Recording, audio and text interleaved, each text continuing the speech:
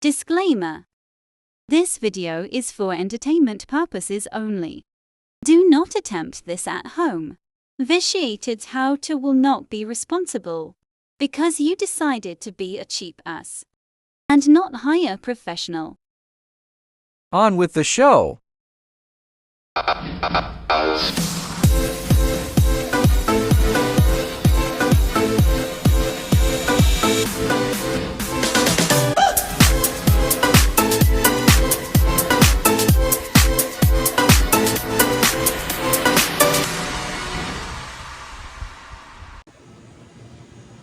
Well, there's all these things going around how to build a bucket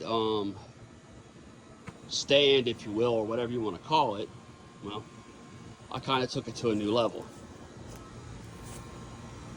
I took pallets and I separated them out.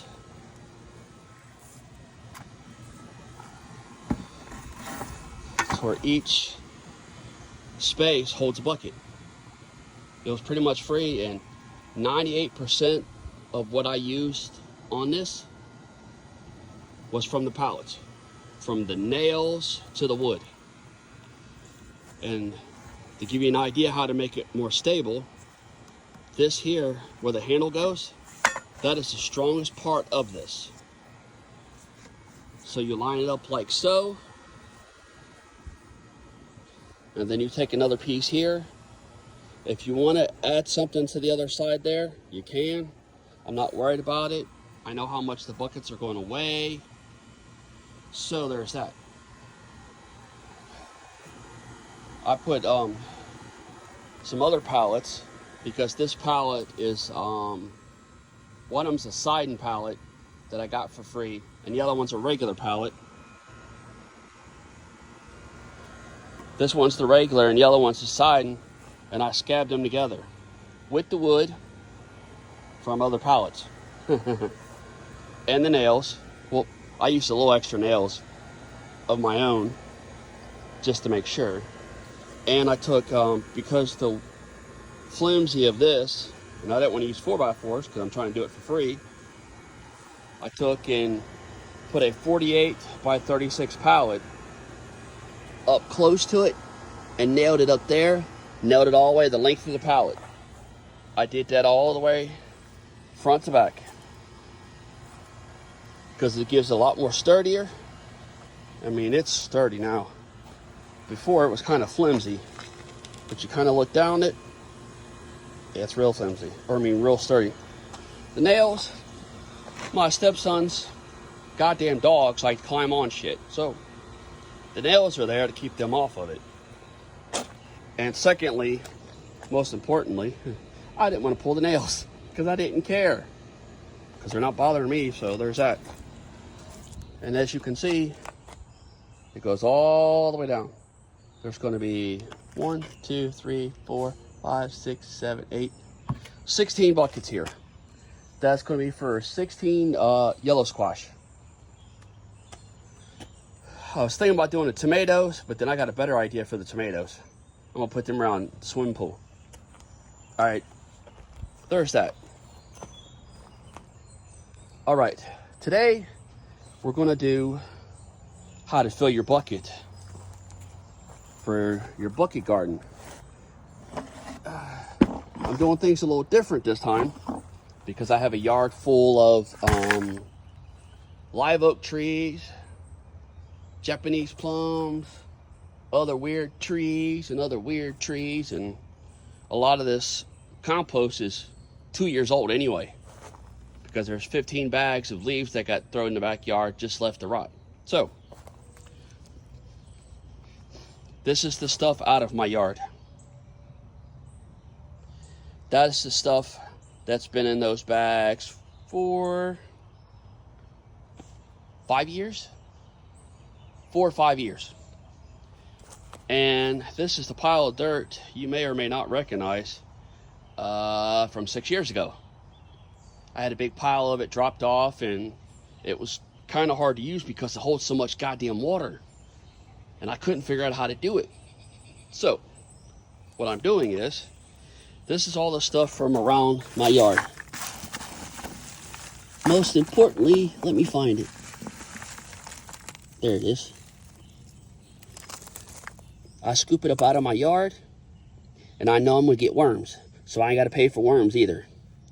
And the other thing is, because if you've seen some of my other videos, I like to do my buckets kind of like how they do tomato plant buckets or tomato plant things. You leave a little reservoir, and I'll drill a hole, an inch hole, 2 inches above the bottom. That way it'll retain water. Well, this here, because of what's in it, there's those plastic bucket things that you stick in the bottom of the bucket, and it gives you a 2-inch lift to where it's nothing but water. So my thing is, why not just put plant food in there and try not to add more plastic than I have to? So there's that. There's about 4 inches of that ballpark. And then I'm gonna add some of that dirt mixed in with some of that.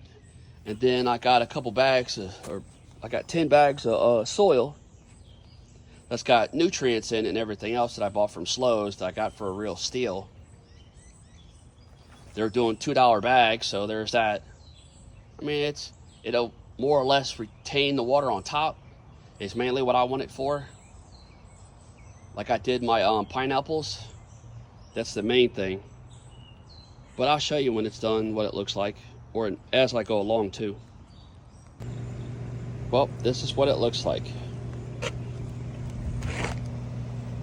That's it's the leaves and that sand dirt over there that I was telling you about earlier. And then I took some of the stuff in the yard like I showed you, and everything seems to be all right. The poor little plants were root bound together. There was 3 to a little blister thing. Now this one here, I think is going to be a problem because there's more dirt than there is of anything else. And I didn't intend for that to happen, but it just did. Some of the other ones you can kind of look at and see that they're going to be all right.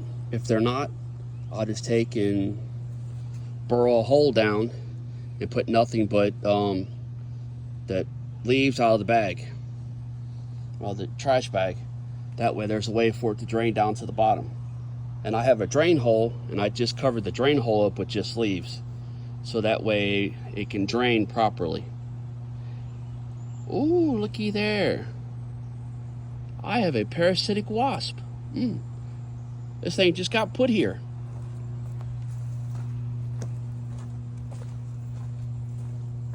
Where did the little booker go? Oh well. That's a good sign anyway. Oh, there you are.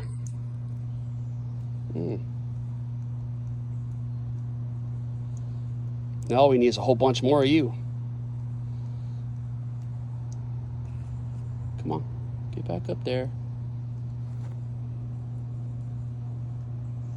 When I had 10 acres, I had so many damn parasitic wasps, it was unreal. And it's funny watching them pick up the tobacco hornworms and walk off with the little babies. It was a trip. Well, as you can see, it's pretty good, and it is what it is. So I'll let you know in a month how it turns out. Thanks for stopping by.